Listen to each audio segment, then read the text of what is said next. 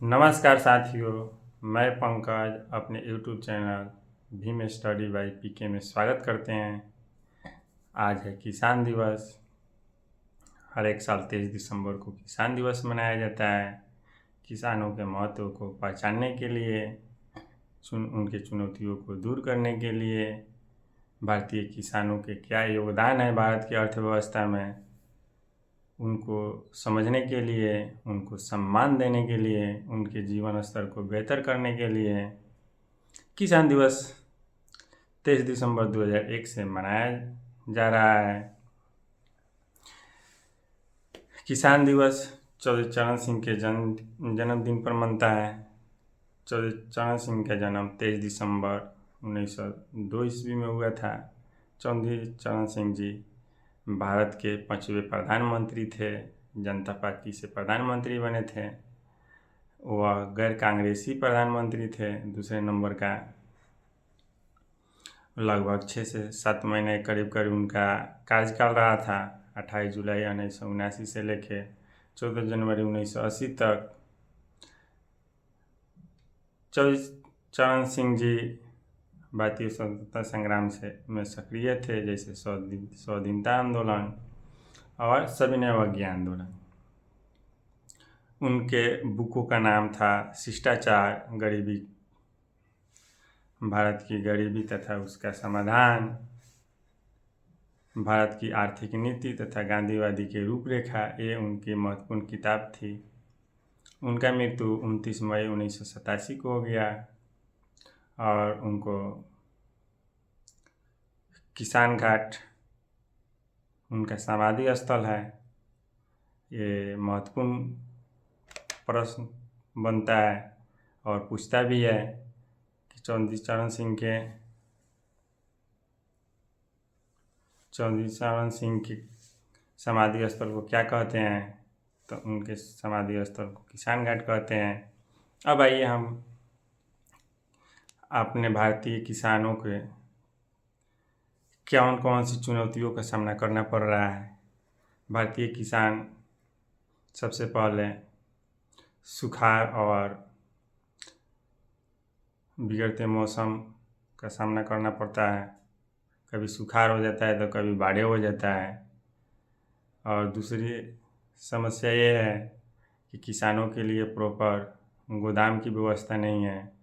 वो लोग डायरेक्ट अपने माल को फूड प्रोसेसिंग करके पॉकेट बनाकर नहीं बेच सकते हैं, जिससे कम कीमतों पर बेचना पड़ता है अपने फसलों को, जिससे किसानों की जीवन स्तर नहीं सुधर पा रहा है। अभी भी किसान मतलब गरीब, किसान मतलब फटा हुआ गंजी, किसान मतलब फटा हुआ कपड़ा, गंदा कपड़ा, उनके बच्चों के भविष्य, उनके बच्चों की पढ़ाई लिखाई, हर एक चीज़ पर प्रभाव पड़ता है। और वही लोग, किसान लोग ही हम लोगों का पोषण करते हैं। अब जैसे मैं कृषि में पशुपालन प्लस फसल उत्पादन आता है। पशुपालन का स्थिति दिन पर दिन औद्योगिकरण होते जा रहा है, डेयरी फार्म में बदलते जा रहा है। जैसे में पहले गाय लोग घर घर पालते थे लोग और सभी लोगों को दूध मिलता था।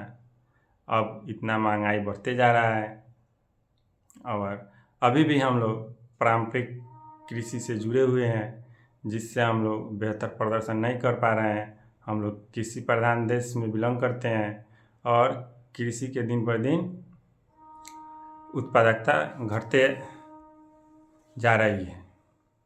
ये एक चिंता का विषय है और सरकार इस पर ठोस कदम नहीं उठा पा रही है। सबसे पहले मेरा विचार कहता है कि एक ऐप बनाया जाए सरकार के द्वारा, और जो किसान हैं उस ऐप के ज़रिए अपने उत्पादित फसल को जितना बार हो, 5 किलो 10 किलो आवश्यकता बार कि हमको 10 किलो ही बेचना है, वो उस फसल को ऐप पर जाकर क्लिक करके उस फसल को आसानी से बेच सके और उसको तुरंत पैसा मिले, जिससे किसानों के कुछ जो भी पैसा की समस्या हो आर्थिक तंगी हो, उससे वो निपटा जा सके और सही कीमत मिल पाए। फूड प्रोसेसिंग होना चाहिए।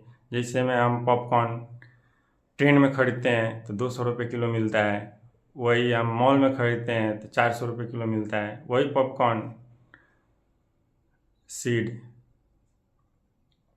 जो मक्का का बीज है, वो मक्का के बीज किसान 20 रुपये, 25 रुपये, 15 रुपये जैसे होता है वैसे उनको बेचना पड़ता है। लेकिन वही किसान उसको पैकेजिंग करके, उसको भून कर, उसको पॉपकॉर्न बनाकर डायरेक्ट ऐप के ज़रिए बेच दें तो अच्छा किसान के जीवन स्तर सुधर सकता है। जिससे गेहूँ, धान, अभी धान का मौसम है, 12 रुपये, 15 रुपये, यानी 1500 के और 1200 के क्विंटल धान बिक रहा है। जिससे उनका मजदूरी और महंगे बीज और महंगे जुताई, फिर उसका सिंचाई, ये सब जोड़ने के बाद में उनके जो उत्पादन है उससे जो बिकता है उस कीमत पर अनाज बिकता है, उससे ज़्यादा उनका खर्च ही लग जाता है। जिससे किसान का आकर्षण खेती के प्रति गिरते जा रहा है और यह सबसे बड़ी चिंता का विषय है। इसीलिए इस पर सरकार का सही मूल्य का निर्धारण करना चाहिए और मूल्य का निर्धारण किसान को के ऊपर ही छोड़ देना चाहिए। किसान अपना सामान उत्पादन करे और ऐप के ज़रिए जितना में उसको बेचना है उस पर लगाए, अगर जिसको खरीदना है उस पर खरीदे, ऐसा होना चाहिए। और पारंपरिक बीज को बदलना चाहिए, ये हाइब्रिड बीज को बढ़ावा देना चाहिए, ताकि हम लोगों का आबादी बहुत ज़्यादा है, जिसको पारंपरिक खेती से और पारंपरिक बीज से हम अपने पूरे देशवासियों को नई फसल अनाज को मुहैया करा सकते हैं। और किसानों को भी प्रॉपर ट्रेनिंग देना चाहिए, साल में 1-2 बार फसल कटाई के बाद, बुआई के पहले ट्रेनिंग देना चाहिए, जिससे हम लोग अपना उत्पादकता बढ़ा सकते हैं और किसान के जीवन स्तर इससे सुधर सकता है, बदल सकता है।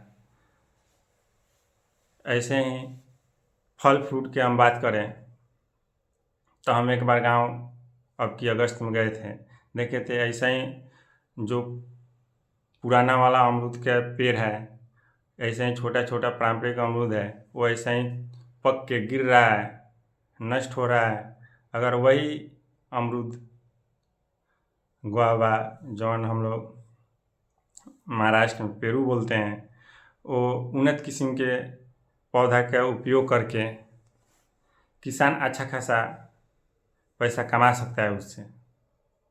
ऐसे पौधा को बढ़ावा देना चाहिए। लीची है, लीची 1 ही महीने में ख़त्म हो जाता है, नहीं उसके लिए कोल्ड स्टोर की व्यवस्था है, नहीं उसके बीज में संशोधन करके ज़्यादा दिन तक पकने के बाद रहे, ऐसा कुछ बीज में संशोधन करना चाहिए। कृषि साइंस को डेवलप करना चाहिए, लेकिन सरकार नहीं कर पा रही है। इसको जल्द से जल्द बिना विलम्ब किए हुए कृषि पर सरकार को ध्यान देना चाहिए, क्योंकि हम विकसित तभी होंगे जब अपने उत्पादकता को बढ़ाएंगे, अपने फूड प्रोसेसिंग को बढ़ाएंगे।